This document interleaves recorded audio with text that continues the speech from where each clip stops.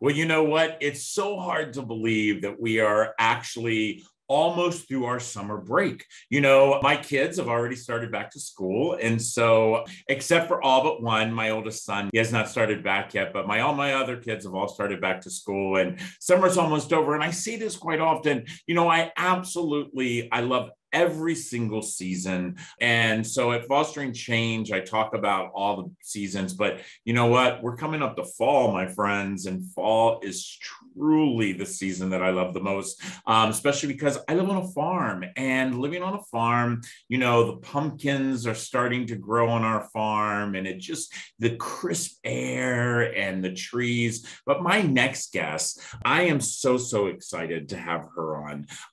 Giovanna actually reached out to me through info@comfortcases.org. I tell you all often to do that. And somebody sent me the email because she's an author and she was writing a book and she wanted us to be a part of the book. Now, listen to this. This was the thing that I just love the most. I talk about this quite often. I love children's authors. By the way, I love all the other authors too, so don't send me any to hate.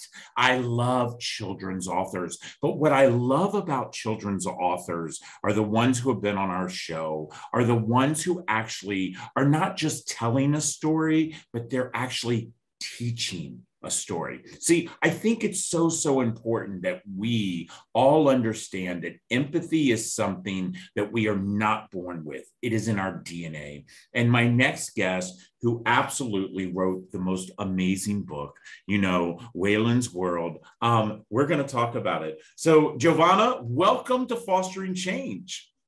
Thank you so much for having me, Rob. I think it is so funny too that I reached out to the info@Comfort Cases and got a direct response from you. And I just want everybody to know that, because you think you're going to get an automated response, and to get a response from the founder pretty much immediately. I think it was same day. And then to build a connection and a relationship was pretty cool. So yeah, because this is actually not the first time you and I have spoke. And so, no. And you spoke to our team, and my team today, when they found out that you were going to be on Fostering Change, they were just like, oh my gosh, we love her so much. She's so sweet.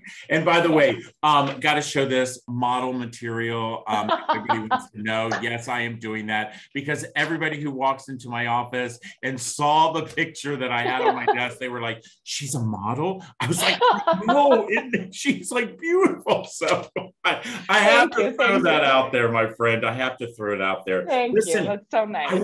I want to dive right into Waylon's World. I mean, I read this book, and I've read it a couple times. You sent it to me prior for it being print, so I got to read it then. And now, to be able to touch it. And I will tell you, it is so well written, okay? But also I got to give props to your illustrator. The illustrator, I was so happy to see all the things on the pages. But something I want to tell you before we start talking about how Waylon's life had gone. Yeah. I want to say thank you for being diverse. I don't know if that was a conscious decision that you did, Giovanna, but I will tell you, it is something, as a father of 5 kids, 4 of my children are of color. I literally was so impressed with the diversity of people that were in your book. So you got to talk about that first. How was that? So that was definitely, we did that consciously. So my illustrator and I, they are one of my closest friends. We met in March of 2020, actually right when the world locked down, and we built a friendship. We met in person a couple times before that, but really our friendship was virtual. They lived over in the UK and now they're here. But when we went through every single illustration in this book, we spent time going through exactly that, people, diversity in people, but also dogs, because there's multiple dogs in this book. And our whole goal was, we want everybody to be different, and we want everybody to be doing a different role or having a different job, or it was a conscious effort, and something that we have discussed putting forward in our future books as well. So it was a good team effort. And by the way, I do love the fact of the whole, diversity of the dogs, all the different types of dogs. Yeah. But one of the things that I thought that caught my eye immediately, and it's not just because it was in the first couple of books, but it's when, Waylon had to leave his first family and how diverse that his humans were. Yeah. So I absolutely love that. I thought Yeah. that was great. But I got to tell you, there is so much similarity. And by the way, I know it's going to happen, guys. I know how much you love to send me those emails and, make me politically correct and do all of those things. I love it because you know me for 3 seasons. Rob's still going to say exactly what Rob says. So let me tell you what I thought about this. Reminded me of, you could have taken this dog away and added a little girl or a little boy that has gone into foster care and that is experiencing foster care, and it could have been the same exact book. I mean, literally. That was the intention. Yeah, that was the intention for sure. Wow. Yeah. I'm really happy to hear you say that, especially somebody that has experienced foster care yourself. You have children that you are part of your family now through the foster care system, and you have this organization. But that was 100% the intention from the minute I got the idea for the book. So yeah, I was just in awe about that. You and I've had that conversation where, we bought our farm because of our son, Mackay. When I go and do talks at elementary schools and, preschools, I always use our farm as a reference to foster care because foster care can be very scary for a young child. And so I use that, for instance, Penelope, our pig, who I love my big girl to death, but she came to us as a foster pig because she needed a family to love her. She needed someone to feed her, to care for her. And, there was one particular part in this book, and I want to get to it because, it really, I will say, if there was a time in this book, and there were several times it got a little choked up, this is the thing that got me. This was the page that got me. And I got to read this to everybody. Guys, listen, I'm telling you right now, Waylon's World, you've got to get this book. And let me tell you one of the reasons why you got to get this book, not just because I'm getting ready to read it and tell you how great this one particular section is, but these books actually are going into comfort cases.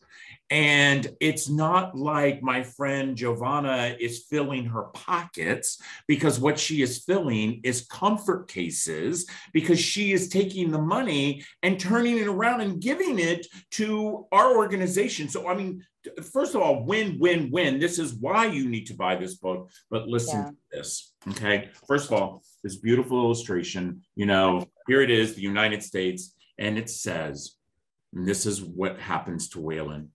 From shelter to shelter, these weird foreign places, bouncing around, there were no familiar faces.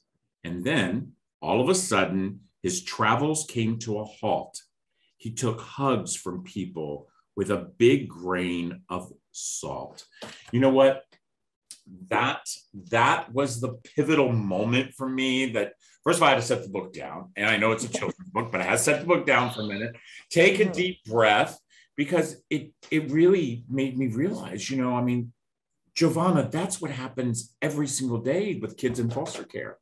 Yeah, it does. And I think the reason I wrote the story this way is I think children look to characters in books to try and find a similarity to themselves. I mean, I even do that as an adult. I'm 32. I read novels and I'm like, oh my gosh, that's me, or I can relate to this in all these situations. And I remember doing the same thing when I was 4, 5, and 6 years old. And I think there are some children that are just so young, and they just want something to relate to in the stories that they're told. And so kids that are bouncing around to different homes and they're trying to go through life and feel some sort of like consistency, unless they're with other children like themselves, they don't really feel that sense of like, okay, I'm doing this and so are other people, because maybe they're going to a school where they're the only child experiencing foster care and they don't have anyone else to relate to. And so a lot of times children look to books or TV or things like that to find something they relate to. And I just think that, those words capture to me what it would be like as a child bouncing around. And it's confusing. It's, you know, you look for anything to connect to at that point. No, I totally agree with that. And, you know, it's like, you know, when Waylon got his first friend, you know, and his friend, I gotta pull this page here because this one just like Bella. Oh, yeah. You couldn't have picked a better name. And, you know, for me, it's like a bulldog. Yep. And, you know, Bella. And then when Bella starts crying, okay, guys, listen, I'm telling that you. That got me too. You know, I'm not going to read the whole book because the book you got to get Waylon's World. It is absolutely amazing. Where exactly can they get the book? So I sell everything online at www.readwaylonsworld.com. We have an Instagram at Read Waylon's World that will direct you to the website as well. And our TikTok is the same at Read Waylon's World. We just started that. So we'll see how that goes. Wow, I love that. I love that. And by the way, while we're on here, Rob's getting his phone, making sure that I'm following because I got to follow my buddy and see what's happening. Listen up, we're getting ready to take a break. And again, like I said, this is definitely, a lot of you reach out to me all the time and you say, how can I support Comfort Cases? Well, guess what? You're doing it by purchasing this book, okay? Send this book to Comfort Cases, you know, buy one for your kids and then send one to Comfort Cases. I love those ideas when people do that. I get them quite often of books where they said, hey, I bought this for my kid, that I also sent one to you. We love that. We love that. And by the way, we're going to hear a little bit more from my friend and we'll be right back. This episode of Fostering Change is sponsored by Comfort Cases, a national nonprofit that inspires our communities to bring hope and dignity to our youth that are in foster care. For just $10 a month, you can support the Comfort Cases mission and help us eliminate trash bags for kids who are entering foster care. For every $10 that you give, Comfort Cases will give a Comfort XL to a child entering the system. Be part of the change. Visit comfortcases.org. Well, you know, everybody, I told you, number one, you need to go and you need to follow on Instagram. And that's exactly what I did. I can't believe I wasn't following my friend Waylon, but now I am actually following my friend Waylon. And we're going to find more things that are happening. You know, Giovanna, what did you really want to get out of writing this book? A couple answers for that one. It's always been a goal and a dream of mine to support children in foster care one way or another. And where I'm at in my life right now, taking in a child and creating a stable home environment for them is not really in the cards. Hopefully it will be down the line in my life. So I'm preparing for that someday. But the goal was to find a way to support in any way that I could. And I lost my job during COVID and I started some sort of passion projects I had. And I always thought I'd write this book. So I just kind of picked it up, started it. And I thought to myself, if I can even like help 10 kids relate to a character, then that's it. I didn't even know if I'd print it. I didn't know if it would just be a fun little thing for me, but basically, I was a ballet dancer, so I'm a perfectionist, but what I'm learning in my life is that you can help in a bunch of small ways. So even though I can't physically take in all the children that I want to now, there are other ways to give back. And so I'm taking that one step at a time. And, you know, you can always give money, you can always donate time, but I was trying to think of something impactful. And with this book, Waylon and I have been doing readings all over Chicago. We've gone to some different summer camps. We've gone, last Saturday, we were at the Timeout Market doing a kids reading, and they love the book because of the story, but it's funny. All the kids are like, it's so sad, but then it gets happy. You know, it's like, it's a good story for children. And yeah, so that, I guess, is a long way of answering your question, but we got there. Well, you know what? I love that. And the fact is that it is so real about what you just said, is that, you know, there's parts of life for everyone, whether you're a child in the system or, you know, you're going through a child whose parents have just lost their jobs, and there's sadness in every one of our lives, but there's also the ability to have a happiness at the end. And that's what I absolutely love about Waylon. You know, I think that most times when, when I speak to authors or, I talk to people about foster care, I have a connection because I grew up in it, aged out of it. I have 5 beautiful babies that I adopted from foster care. Where did you get that? Foster care is, what I'm feeling. Where did that happen? Yeah. So honestly, I don't know. I grew up in a house with 2 parents. I have had the same 2 parents. Me and my sister were a very tight-knit family. And I think for me, it was having that growing up. And I didn't realize, I was very lucky, but I didn't realize that children didn't have that until I went to college. I started teaching dance when I was younger and had taught dance through my 20s. And I had experienced relationships with all different kinds of kids, some experiencing foster care, some not in the foster care system, but sort of in and out of family members and things like that. And I felt so fortunate to have had what I had growing up. And I think when you realize that your bubble's so small, you get out there into the world and there are other children and people out there. And, one thing I did notice too is there's a range of foster children, right? There's babies and then there's teenagers, and they all have different experiences when they enter the system, when they find their forever family or not. And I think my story with Waylon is he had a happy family before he got to me, and he was with his family for 3-ish years. And then they just couldn't take care of him anymore. And so when he ended up to me, he had already had this life before. And I think sometimes with, the kids I taught dancing or some kids I worked with were older. It's like before they get to that point, they have a life somewhere. Right. And then it's like, it's hard to then up and bring them to a new life. So, I didn't personally have that experience, but I think realizing that there are children that didn't have what I had just makes me want to help everybody get there. And like I said, I can't help everybody, but if I could try and do a part here and there, that's sort of my goal. Yeah, I love that. And I love the fact that, Giovanna, you really hit the nail on the head when it came to not everybody has to donate money. And not everybody has to donate time, but each and every one of us can do something.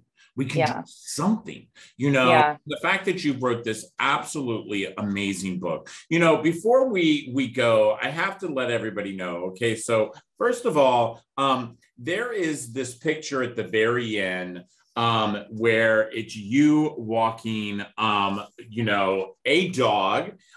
Is Waylon. that Waylon? That's Waylon. Yeah. Waylon. Us walking on the beach in Michigan. I love that. I absolutely love that. And by the way, everyone, I want you all to know to be continued. So you know what that means. That means, again, my amazing friend Giovanna is going to be back on Fostering Change, but we're going to hear more things about Waylon. You know what? The one thing that I absolutely love about this podcast is that we have the ability for people to really spread the word, okay? And so what I'm asking all of our listeners, whatever platform you're listening to today, Apple, Deezer, Google, Spotify, or maybe you're watching us on our YouTube channel, do me a favor. Spread the word about Waylon. And maybe, hey, all my teacher friends, I know you're out there. Maybe you might want my friend Giovanna to actually Zoom into your class, because by the way, it doesn't have to be in Chicago, even though that's where my friend is. It can be anywhere in the United States. You can reach out to her and she will actually, and I know she will because she is my friend and she is just the most amazing human ever. She would actually read into your class, and I think that would be so special. Listen, Giovanna, thank you. Thank you for already donating. And by the way, everybody, the book just came out and she's already donated 50 books to Comfort Cases. And I know we will have a lot more. I know a lot of you are going to be reaching out, purchasing this book for Comfort Cases and purchasing it. Listen, this is what I like for you all to do. Not only would I like to see you purchase this book for Comfort Cases, but I would also like for you to purchase the book and donate it to an elementary school. Do me a favor, do that. Donate it to an elementary school, because I truly, truly believe that when children read this book, it gets them to understand a little bit of how it is to be different. Giovanna, Thank you so much for being on Fostering Change. I cannot wait to continue Waylon's World. Guys, follow him on Instagram because I know I am, and we're going to find out exactly what his next adventure is. And once again, everyone, thank you so much for making us #1. We could not do this without our amazing listeners and viewers. And if you maybe possibly have written a children's book or any book, and you might be interested in being on Fostering Change, please just email us at fosteringchange@comfortcases.org. And until then, be a good human. Thank you. Thanks for having me. It was great. And just so you know, your second box of donated books has already started being packed. So wow, there's more to come. Listen to that, guys. Listen, everybody, have a great day. I want to say thank you to each and every one of you for listening or watching the latest episode of Fostering Change. All of us on our team hope that you've learned something new today and have been inspired to be a good human. Now, just a reminder that you can always find Fostering Change on your favorite channels on Google, Spotify, iTunes, YouTube, and others including, of course, comfortcases.org. I want to give a big thank you to all of you for joining us each and every week.